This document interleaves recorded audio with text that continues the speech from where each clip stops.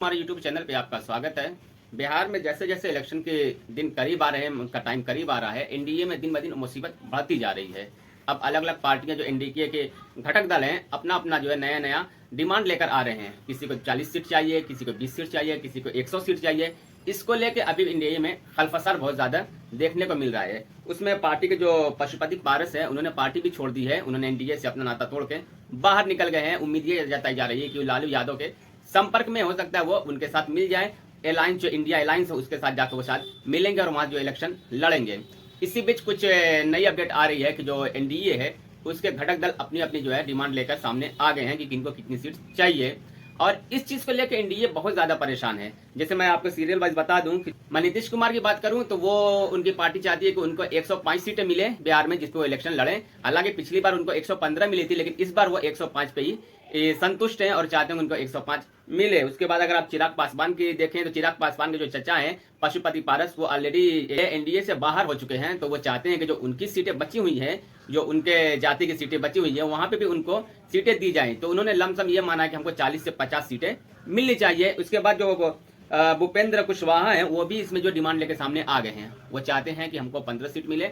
वो 15 सीट पे अपना दाव ठोक रहे हैं। इसके बाद सबसे बड़ा जो दाव ठोक रहे हैं मांझी तो यहाँ पे कह रहे हैं कि हमको कम से कम 40 सीटें तो मिलनी ही चाहिए। 40 सीटें हमको मिले और उस पर इलेक्शन लड़ेंगे। और जो मुख्यमंत्री का चेहरा है वो इलेक्शन के बाद डिसाइड किया जाए। अगर आप ये सारी सीटें जो है 40 है, 50 है, 15 है, 105 सीट है, और जो आपकी जो बीजेपी है 115 सीटों पे शायद इलेक्शन इस बार लड़ना चाहती है। इस तरीके की ये बातें सामने आ रही हैं। अगर आप ये सारी सीटें मिलाते हैं तो इसको सारा जोड़ने के बाद ये आती है 325 सीटें।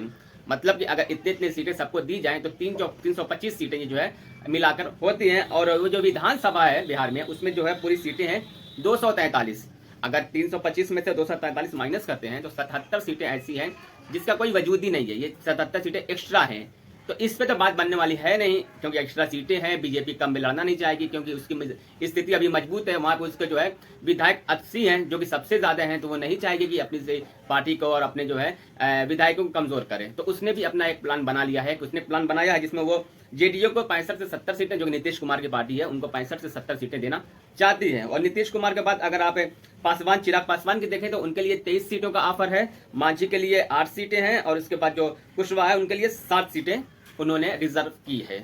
उसके बाद जो बाकी सीटें बचती हैं उस पर बीजेपी का ये मानना है कि वो खुद इस पे इलेक्शन लड़ेगी। क्योंकि आपको मालूम है इस वक्त बिहार में सबसे अच्छी स्थिति में बीजेपी है। उसके पास 80 विधायक हैं, बाकी इतने इस विधायक किसी भी पार्टी के पास नहीं है। तो वो सबसे बड़ी पार्टी है। बस यहाँ पे दिक्कत ये है कि वो अकेला वहाँ पे सरकार चलाने के बस में नहीं है, इसलिए उसको जो गठबंधन बनाना पड़ता है।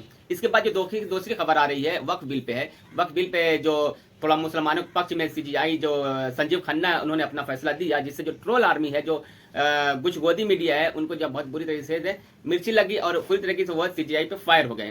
ये तो उनका काम है, वाट्सएप यूनिवर्सिटी में चल रहा है, ये सारी चीज उनका काम है। वो ट्रोल तो करते ही रहते हैं। कुछ लोगों ने सुप्रीम कोर्ट को सुप्रीम कोठा तक कह दिया, सुप्रीम कोर्ट ऑफ इंडिया को सुप्रीम कोर्ट ऑफ पाकिस्तान कह दिया, पकड़ा। उसका फोटो भी उन्होंने अपलोड किया सोशल मीडिया पे। तो ये सारी चीजें इस वक्त चल रही है। ट्रोल मीडिया ये सारी बातें कहें, ये तो उनका मैटर है, वो करते हैं सब बातें, ये कोई बड़ी बात नहीं। लेकिन जब उपराष्ट्रपति जगदीप धनखड़ ने इस पर यह बात कर दिया कि जो 142 जो संविधान का एक आर्टिकल है उसका गलत उपयोग करके सरकार पे बैलिस्टिक मिसाइल और जो है न्यूक्लियर मिसाइल या बम इस तरीके के उन्होंने जवाब दिया कि इससे हमला किया जा सरकार के ऊपर। तो अब लोगों का मानना यह है, इस पर कपिल सिब्बल ने भी अपना एक प्रेस कॉन्फ्रेंस को बताया कि बहुत सारे ऐसे जजमेंट हैं जो सरकार के पक्ष में आए हैं। तब तो धनखड़ जी का कोई दिक्कत नहीं हुई। तब तो वो कहें हाँ बड़ा अच्छा है, ये कोर्ट ने फैसला दिया है, कोर्ट ने फैसला दिया, सबको मानना चाहिए। जिस तरीके से राम मंदिर का फैसला है और जो कश्मीर को लेकर फैसला आया था 370 का, उसको भी उन्होंने किया। 3 तलाक का मामला आया था, उसमें जब फैसला आया तब तो ये लोग कह रहे थे कि बहुत अच्छा फैसला आया, सुप्रीम कोर्ट ने फैसला दिया है। सुप्रीम कोर्ट सर्वोपरि है, जो उसका फैसला आएगा वो सबको मानना पड़ेगा। तो आज राज्य जो जगदीप धनखड़, उनको आज क्यों दिक्कत हो रही है?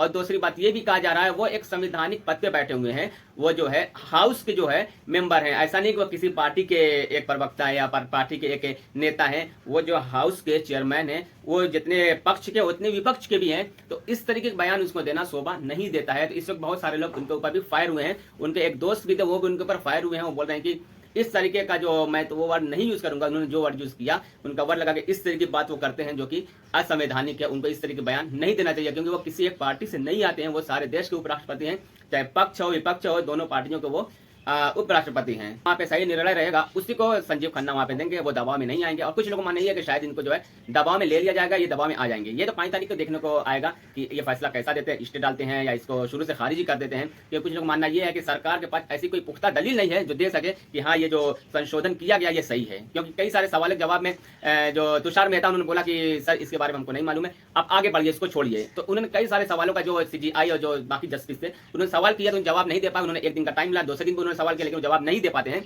उसके बाद क्या होता है कि वो उनको जो है कुछ हफ्ते की वहाँ पे मोहलत मांगते हैं। तो अभी जो अगली तारीख है 5 तारीख की आई है, तो देखते हैं 5 तारीख को क्या होता है। इस पे जो है फैसला मुसलमानों के पक्ष में आता है या फिर विपक्ष में आता है, ऐसा क्या है वो देखने को मिलेगा। तो आज की वीडियो में बस इतना ही, इस पर हमारी नजर बनी रहेगी। मिलते हैं अगली वीडियो, तब तक के लिए आप सबका बहुत बहुत धन्यवाद।